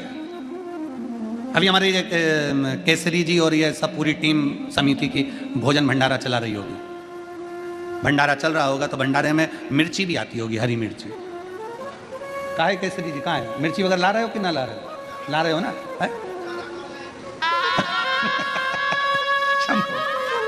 तो ये हरी मिर्ची वगैरह सब आ रही होगी। अब ईमानदारी से बोलना, मेरी जीजियां भी बैठी हैं, 5 किलो हरी मिर्ची लेकर आते हो, उसमें से 4, 5, 10 हरी मिर्ची बेकार निकलती है कि नहीं निकलती? बोलो जम के बोलो जरा, निकल। 25 किलो आलू लेकर आए, उसमें 2-5 आलू बेकार निकलते हैं कि नहीं निकलते? बोलो जम के बोलो जरा, निकलते, ठीक है। बैंक से नोट की गड्डी लेकर आए, उसमें 1-2 नोट बेकार फटेले निकलते हैं कि नहीं निकलते? नोट की गड्डी में 2 नोट फटे निकल जाते हैं। आलू 25 किलो में 5-4 आलू बेकार निकल जाते हैं, सड़े निकल जाते हैं। 10 किलो मिर्ची में 2-5 मिर्ची सड़ी निकल जाती है। 2-4 किलो टमाटर में 1-2 टमाटर सड़े निकल जाते हैं। तो ईमानदारी से बोलो, तुम वो स्वीकार करते हो कि नहीं करते कि हम आ गए, ठीक है, गड्डी आ गई, ठीक है, अब आ गए ना, स्वीकार करा ना तुमने। उसी तरह शिव महापुराण की कथा कहती है 25 किलो आलू में से 5 आलू सड़े निकल गए, उसको तुमने स्वीकार करा। 10 किलो टमाटर में से 2 टमाटर बेकार निकल गए, तुमने उसको स्वीकार करा। 10 किलो मिर्ची में से 4-5 मिर्ची बेकार निकल गई, तुमने उसको स्वीकार करा। नोट की गड्डी में फटे नोट आ गए, तुमने उसको स्वीकार करा। तो हमारे घर में भी 2-4 लोग ऐसे रहेंगे जो भगवान को नहीं मानेंगे, भजन नहीं करेंगे, अपशब्द कहेंगे, ताने देंगे, तुम उनको भी स्वीकार करो। ये शिव पुराण का, ये शिव महापुराण की कथा कहती है। हमें उसमें दोष नहीं देखना। कई माताएं कहती है मेरी जेठानी तो मंदिर ही नहीं जाती, मेरी देवरानी तो मंदिर में नहीं जाती, वो तो जल ही नहीं चढ़ाती। हमें दोष नहीं, उनको स्वीकार करो, ठीक है ना। हमारी जेठानी हमको गाली देती है, कहां जा रही हो? काशी कथा सुनने के लिए। क्यों वो सियोर वाले महाराज के चक्कर में पड़ी हो? क्यों कथा में जा रही हो? आप शब्द कहते हैं, स्वीकार करो, कोई बात नहीं। समझ लो 10 किलो टमाटर में 2 टमाटर गड़बड़ है, स्वीकार करो। समझ लो 25 किलो आलू में, हमारे घर में 25 लोग हैं, हमारे 25 किलो, तुम्हारे घर में कितने किलो हैं? सबको गिन लो। पति पत्नी, 2 बेटे, सास ससुर 6 और ननन नंदोई, ऐसे मिला के तुम सबको गिनोगे तो अंदाजा लग जाएगा कि 15 किलो हो कि 20 किलो। अब 15 किलो 20 किलो में 1-2 टमाटर गड़बड़ निकल जाए तो क्या टेंशन ले, ठीक है, चलने दो, जो होगा देखा जाएगा। पर हमारी आदत क्या हो जाती है कि हम सोचते हैं नहीं नहीं नहीं, ये तो बेकार हो गया। अब टेंशन लेके बैठ गए, मेरे 2 टमाटर गड़बड़ हो गए। 10 किलो लेके आई थी, 2 टमाटर बेकार निकल गए। 20 किलो लेकर आई थी, 2 आलू बेकार निकल गए। नहीं सोचना, बिल्कुल नहीं सोचना। हम तो बाबा के भरोसे चलते हैं, हम तो बाबा के भरोसे चलते हैं। ये दुनिया वाले चलते हैं, हम तो बाबा के भरोसे चलते हैं। अगर सब्जी अच्छी बनाना है, परिवार को अच्छा बनाना है, तो 1-2 टमाटर या 1-2 हरी मिर्ची या 1-2 आलू को मत देखो। घर को अच्छा बनाना है तो इनको मत देखो जो दिन रात निंदा में लगे हैं, उनको किनारे में पटक दो। जो अच्छे हैं वो अच्छे से बघारो, खाओ, आनंद में रहो, अपनी जिंदगी मस्त जियो। कई लोग ऐसे होते हैं, अभी कथा हो रही है काशी में, 2-4 टमाटर यहाँ भी गड़बड़ हो सकते हैं, ऐसा नहीं। 1-2 आलू यहाँ पर भी गड़बड़ निकल सकते हैं, उसमें कोई दिक्कत नहीं, हो जाता है कभी कभी। टमाटर है, आलू है, ढेरों के भीड़ में थोड़ा बहुत कमजोर निकल सकता है, हो जाता। और निवेदन है 1 दिसंबर से 7 दिसंबर तक जो सिरपुर जिला धूलिया महाराष्ट्र की पवित्र कथा जो होने वाली है, उनसे भी निवेदन मिलेंगे बहुत सारे जीवन में। पर ध्यान रखना कि अपन को जोड़कर चलना है, सबको जोड़कर चलो, सबको। इसमें देव ऋषि नारद, तुम जाकर भगवान नारायण से कुछ मत कहना। पर नारद तो नारद थे, सीधे पहुंच गए भगवान विष्णु के पास। भगवान नारायण, श्रीमन नारायण, श्रीमन नारायण, श्रीमन नारायण, श्रीमन नारायण, पहुंच गए। भगवान विष्णु के नेत्र खुले, नारायण ने पूछा, देव ऋषि नारद आए, प्रणाम नारद जी आइए। शंकर भगवान ने देव ऋषि नारद को बैठने के लिए स्थान दिया था। शंकर भगवान ने देव ऋषि नारद के गले में माला भी पहनाई थी, पर भगवान विष्णु ने देव ऋषि नारद को बैठने के लिए स्थान नहीं दिया। क्यों? क्योंकि भगवान नारायण जानते थे कि मेरे स्वामी, मेरे देवाधिदेव महादेव ने स्थान दिया, वहां नहीं बैठा, तुम्हें क्या स्थान? क्यों नहीं दिया? देव ऋषि नारद को भगवान नारायण ने गले में माला नहीं पहनाई। देव ऋषि नारद ने आते से कहा, सुनो भोले बाबा नारायण। भगवान विष्णु से कहा, प्रभु जिस कामदेव को भगवान शंकर नहीं जीत पाए, उस कामदेव को नारद ने जीता है। जैसे ही सुना, भगवान नारायण की आंख से आंसू बहने लगा, मेरे नारायण रोने लगे। क्यों? क्योंकि नारद, शास्त्र कहता है कि निंदा करने वाला भी पापी होता है और निंदा सुनने वाला भी। जम के बोलो जरा, ना ना ना ना, गलत बात बोल रहे हो तुम लोग। निंदा करने वाला पापी होता है और निंदा सुनने वाला महापापी होता है। अब बजाओ ताली जोरदार वाराणसी वालों के लिए, इसको कहते हैं जोरदार बात कही। आज मेरी जीजियां कद्दू की सब्जी खाए बैठी है, बहुत प्रबल ज्ञान, बहुत जोरदार। अच्छी। पापी तो केवल निंदा करने वाला होता है। निंदा करने वाले का काम क्या है? केवल पापी निंदा करेगा, निंदा करेगा। शिव पुराण की निंदा, शिव भक्ता की निंदा, शिव भजन की निंदा, भगवान की कथा की निंदा, भगवान की निंदा, मंदिर की निंदा, देवालय की निंदा, शिवालय की निंदा। निंदा करने वाला केवल निंदा करेगा, वो केवल पापी है, पर सुनने वाला महापापी है।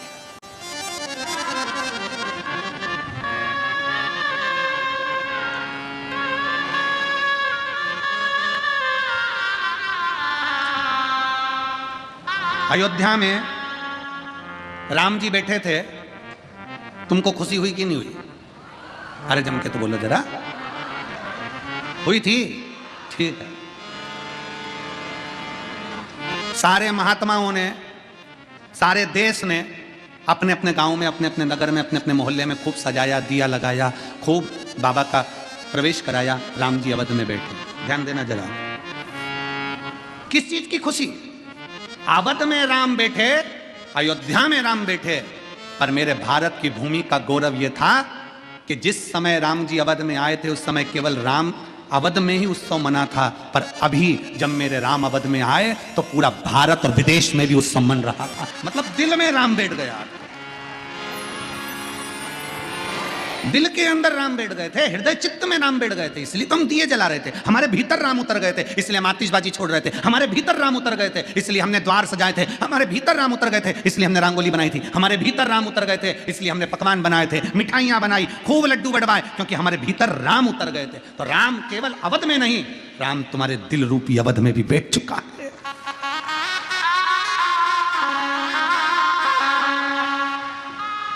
राम तुम्हारे हृदय चित्त में बैठ चुका। नारायण, भगवान नारायण को लगा यहां नारद जी ने निंदा कर दी और मैंने सुन ली। भगवान विष्णु के आंखों से आंसू बहने लगा। अरे नारद, तूने मुझे निंदा कर दी, मुझे? कानों को मेरे नारायण ने बंद कर लिया। लक्ष्मी जी ने पूछा, प्रभु तुम रो क्यों रहे हो? नारद जी ने ऐसा क्या कह दिया जो तुम रो पड़े? भगवान विष्णु ने कहा, नारद जी बोल रहे हैं पार्वती लक्ष्मी कि कामदेव को शंकर नहीं जीत पाए, मैंने जीत लिया। शंकर की निंदा मैंने सुन ली लक्ष्मी, मैंने सुन ली। तो लक्ष्मी कहती है इससे होगा क्या? भगवान नारायण कहते हैं, सुन लक्ष्मी, नारद ने शंकर जी की निंदा करी इसलिए इसका बंदर का मुंह लगेगा, और मैंने शंकर की निंदा सुनी इसलिए मुझे घोड़े का मुंह लगेगा, मेरा हयग्रीव अवतार होगा।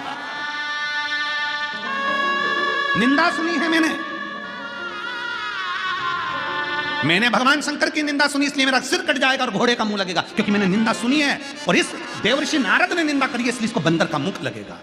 रामचरितमानस में आता है, नारद जी स्वयंवर में पहुंचते हैं और वहां बंदर का मुख लगे हुए बैठ जाते हैं। क्यों बंदर का मुख लगा? लोग कहते हैं नारद जी का विवाह नहीं होने देना था, ऐसा होना था। नहीं नहीं, नारद जी ने शंकर की निंदा कर दी थी इसलिए बंदर का मुख लगना था। शिव महापुराण की कथा कहती है, शिव की निंदा करने वाला, शिव की निंदा सुनने वाला एक बार नहीं कई बार पशुओं का जन्म लेता है और आखिरी में जन्म ले लेकर थक जाता है।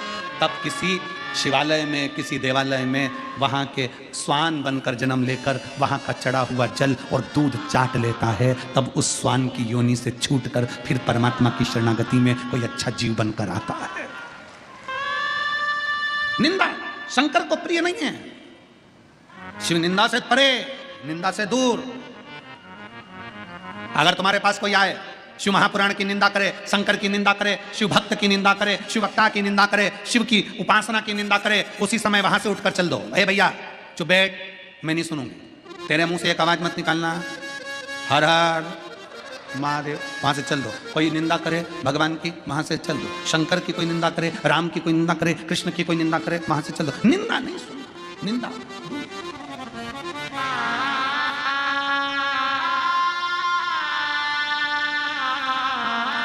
कितना अच्छा मनुष्य का देह मिला है। परमात्मा का भजन करो। रात्रि के समय पर हमारे वो विकास पंडित जी कह रहे थे, गुरु जी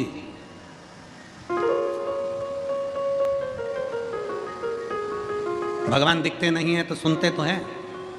हमने कहा पहले के समय में फोन चलता था, आज के समय में मोबाइल चलता है, तो इसमें तो वीडियो कॉल हो जाती है। पहले के समय में जो फोन चलता था उसमें वीडियो दिखता था क्या? व्यक्ति दिखता था?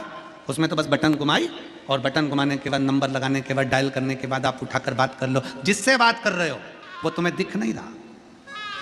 जिससे बात कर रहे हो वो तुम्हारे सामने नहीं है, जिससे बात कर रहे हो वो तुम्हारे साक्षी में नहीं है, जिससे बात कर रहे हो वो तुम्हारे सामने नहीं है, वो दिख नहीं रहा, पर तुम उससे बात कर रहे हो, वो तुम्हारी बात सुन रहा है, सुनने के बाद उसका उत्तर दे रहा है। उसी तरह मेरा भोले बाबा तुम्हारे सामने दिखेगा नहीं, मेरा शंकर तुम्हारे सामने दिखेगा नहीं, पर तुम जब कहोगे तो दिल से सुनेगा और उसका उत्तर जरूर देगा। मेरा शिव दिखेगा नहीं पर उत्तर जरूर देगा, समय आएगा उत्तर का और उत्तर देगा। आप तो उसका भजन करिए, सारी समस्या का हल एक लोटा तुम तो चढ़ाते रहो। तेरे मंदिर में आना मेरा काम है और मेरी बिगड़ी बनाना तेरा काम। तुम उसकी चौखट पर जाते रहो, उसको जल चढ़ाते रहो, उसका स्मरण करते रहो, सुनेगा जरूर। आप उसका भजन करते रहो। शिव शंकर भोलेनाथ हो नाथ, तेरी महिमा अपरंपार है। शिव शंकर भोलेनाथ हो नाथ, तेरी महिमा अपरंपार है। शिव शंकर भोलेनाथ हो नाथ, तेरी महिमा अपरंपार है। शिव शंकर भोलेनाथ हो नाथ, तेरी महिमा अपरंपार है। तेरी महिमा अपरंपार है, तेरी महिमा अपरंपार है। तेरी महिमा अपरंपार है, तेरी महिमा अपरंपार है। तेरी महिमा अपरंपार है, तेरी महिमा अपरंपार है। तेरी महिमा अपरंपार, सब गाइए। तेरी महिमा अपरंपार है। शिव शंकर भोलेनाथ हो नाथ, तेरी महिमा अपरंपार है। शिव शंकर भोलेनाथ हो नाथ, तेरी महिमा अपरंपार है। तेरे कानों में कुंडल सोए, तेरे गले में बांसुरी सोए, तेरे कानों में कुंडल सोए, हार है तेरी महिमा अपरंपार है। अपने स्थान पर बैठकर भगवान देवाधिदेव महादेव के सुंदर मंत्र का स्मरण करिए, भाव से विनय करिए, निवेदन करिए। शिव जी से अपने मन की बात बड़े भाव के साथ अपने स्थान पर बैठकर बाबा से प्रार्थना करिए। जहाँ जगह मिले वहाँ बैठकर बाबा से अपने मन की बात बड़े दिल से, बड़े भाव से करिए। सब साथ में बोलेंगे।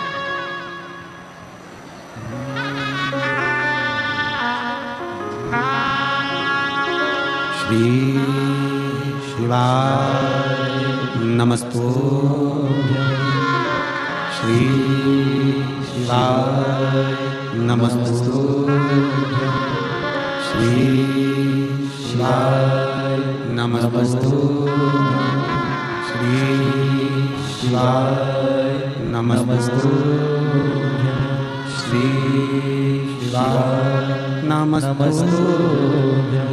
भोला सब दुख काटो हमारा, ओ भोला सब दुख काटो हमारा। शिव शंकर जपो तेरी माला, भोले बाबा जपो तेरी माला। भोला सब दुख काटो हमारा, ओ भोला सब दुख काटो हमारा। वेश है मंगल मंगलकारी, वेश है मंगल मंगलकारी। शमशान वासी हमारा, शमशान वासी हमारा। ओ भोला सब दुख काटो हमारा, ओ भोला सब दुख काटो हमारा। भगवान शिव की कथा कर रहे हैं, शिव महापुराण कथा वर्णन कर रहे हैं। शिव को निंदा, शंकर को नकली और नास्तिक प्रिय नहीं। देवऋषि नारद ने निंदा करी, उसका कर्म भोग नारद जी को भोगना पड़ा। न निंदा करें न निंदा सुने। फिर आई बारी नकली। कलकत्ता में कहा था नकली दूध भगवान को ना चढ़ाए, आधी चम्मच 1 बूंद 2 बूंद चढ़ा दें ठीक है, गौ माता का चढ़ाइए, गौ माता का दूध मिल जाए ठीक, ना मिले तो सारी समस्या का हल, ना मिले तो 1 लोटा जल भगवान शंकर को समर्पित करो। शिव कभी आकर नहीं कहेंगे कि तूने मुझे जल नहीं चढ़ाया, शंकर कभी आकर नहीं कहेंगे कि तूने मुझे दूध नहीं चढ़ाया, शंकर कभी आकर नहीं कहेंगे कि तूने मुझे दही नहीं चढ़ाया। शंकर भगवान तो कहते हैं जो तेरे पास है दिल से मुझे समर्पित कर, जो तेरे पास।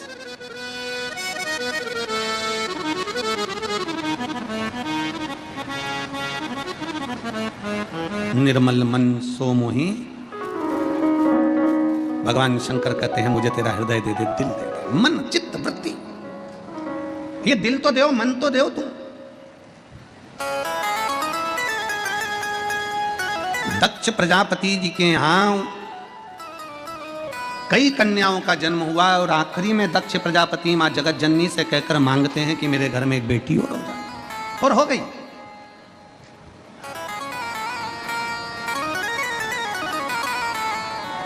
एक बेटी का जन्म हुआ जिसका नाम सती, प्रसूति के गर्भ से जन्मी है सती।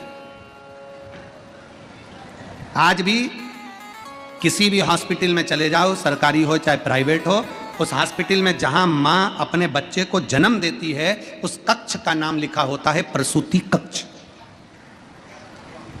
दक्ष प्रजापति जी ने किसी को डोनेशन देकर नाम नहीं लिखाया। दक्ष प्रजापति जी की पत्नी माता प्रसूति ने अपनी बेटियों को, अपने बच्चों को इतना संस्कार दिया था, इतना ज्ञान दिया था कि आज भी उस कक्ष का नाम रहता है प्रसूति कक्ष, कि इसमें जो मां अपने बच्चे को जन्म दे वो संस्कारित पैदा हो, इसलिए उसका नाम प्रसूति कक्ष है।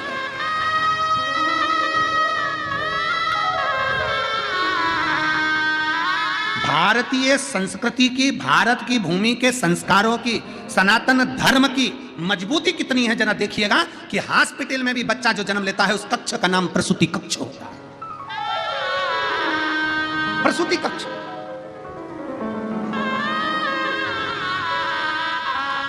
तो दूसरे धर्म के व्यक्ति कह दे भला कि हमारी पत्नी का बच्चा होने वाला है, हम इस कक्ष में नहीं कराएंगे क्योंकि इसका नाम प्रसूति कक्ष है। इस लोग कहते हैं ना ये दूसरे धर्म का नाम है, हम ये नाम नहीं रखेंगे, ये दूसरे धर्म का नाम। जिस हॉस्पिटल के जिस कमरे में जिस कक्ष में बच्चा जन्म लेता है उसका नाम प्रसूति कक्ष होता है, दक्ष प्रजापति की धर्म पत्नी के नाम से। यही तो भारत की मिसाल है, यही हमारी सनातन सभ्यता और संस्कृति है कि यहाँ की भारत की भूमि की एक एक नदियों का नाम, एक एक पर्वत का नाम सनातन धर्म से जुड़ा हुआ है, किसी दूसरे धर्म से नहीं। किसी दूसरे धर्म से जुड़ा हुआ पर्वत का नाम नहीं, पहाड़ों का नाम नहीं, नदियों का नाम नहीं, तालाबों का नाम नहीं, सरोवर का नाम नहीं, कुंड का नाम नहीं, सब सनातन धर्म से जुड़ा हुआ है। दक्ष प्रजापति के घर में बेटी ने जन्म लिया, प्रसूति के गर्भ से सती का जन्म हुआ।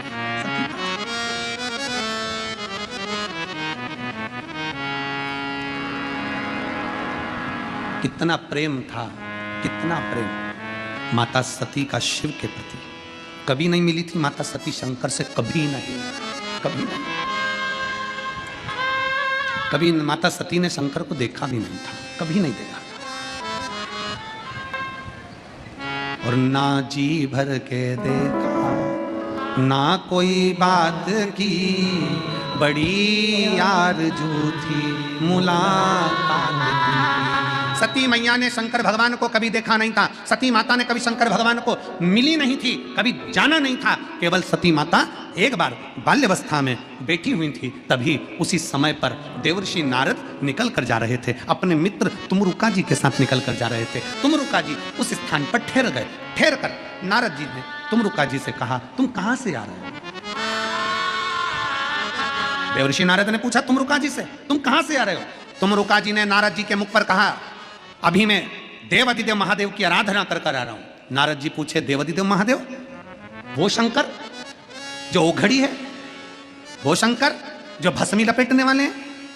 तुमरुका जी ने कहा, वो भस्मी लपेटता ही इसलिए है कि अगर उसकी शरण में कोई आ जाए ना, जैसे राख को अपने तन से लगा लेता है, जिस राख की कोई कीमत नहीं, तो तुम रुका जी कहते हैं मेरे भोले बाबा ऐसे हैं, अगर कोई एक बार उसकी शरण में आ जाए तो जैसे राख लपेटता है मेरा बाबा, उसको भी अपने दिल से लपेट लेता है। इतना सा शब्द माता सती ने सुन लिया, इतना सा शब्द सुना कि भोले बाबा जैसे राख लपेटते हैं ऐसे ही अगर कोई उनकी शरण में जाए तो उनको दिल से लपेट लेते हैं। सती माता ने सोच लिया अब तो शादी करूंगी तो शिव से ही। दक्ष प्रजापति के पास सूचना पहुंच गई। दक्ष प्रजापति से जाकर कहा सती का विवाह होना है। सती मैया ने निवेदन कर दिया मेरा विवाह अगर करना तो भोले बाबा से कर देना, शिव जी से कर देना। दक्ष प्रजापति ने पूछा तुमने शंकर को देखा है? नहीं। शिव को पहचानती हो? नहीं। तो दक्ष प्रजापति ने नगर में सूचना कर दी स्वयंवर है मेरी बेटी सती का।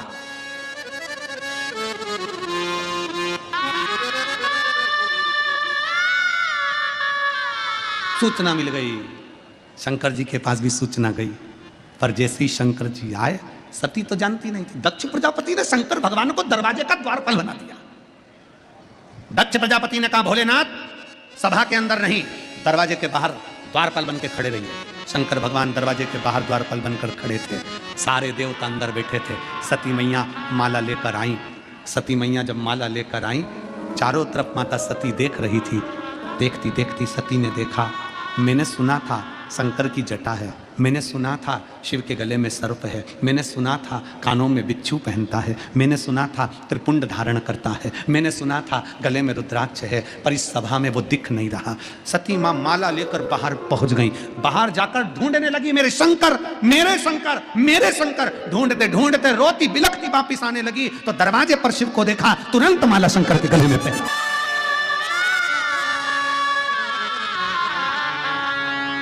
शिव सभा में नहीं मिलते, शंकर सभा में नहीं मिलते, शंकर तो दिल की आभा में मिलते हैं। सभा में शिव नहीं मिलते, शिव दिल की आभा में मिलते हैं। जो दिल से पुकार लेता है। सती को शंकर ने स्वीकार कर लिया। दक्ष प्रजापति ने विचार करा मेरी बेटी ने स्वयंवर में द्वारपाल पर दरवाजे पर खड़े हुए शिव के गले में माला पहना दी, अब तो विवाह करना ही पड़ेगा, क्योंकि रीत थी। विवाह की तैयारी हो गई।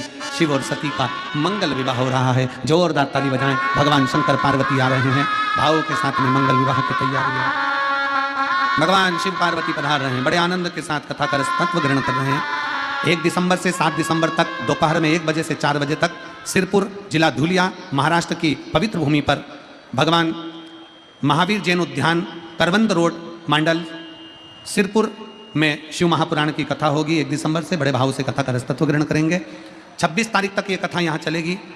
28 और 29 तारीख को हम कृष्णेश्वर ज्योतिर्लिंग रहेंगे, क्योंकि वहाँ 24 तारीख से 30 तारीख तक राघव जी की कथा चलेगी। तो वहाँ पर 2 दिन, एक दिन 29 तारीख को संत समागम में रहेंगे और 30 तारीख को वहाँ कथा का विराम कर फिर सिरपुर पहुँचेंगे। बड़े भाव से आनंद से आप और हम कथा का लाभ लेंगे। माता पार्वती जी शिव जी के गले में जयमाला पहना रही हैं। हर हर महादेव। भगवान शंकर माता पार्वती जी के गले में जयमाला पहना रहे हैं। जोरदार ताली बजाकर स्वागत करें।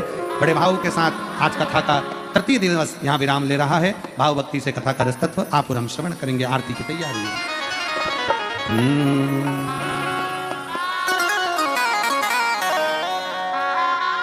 जय शिव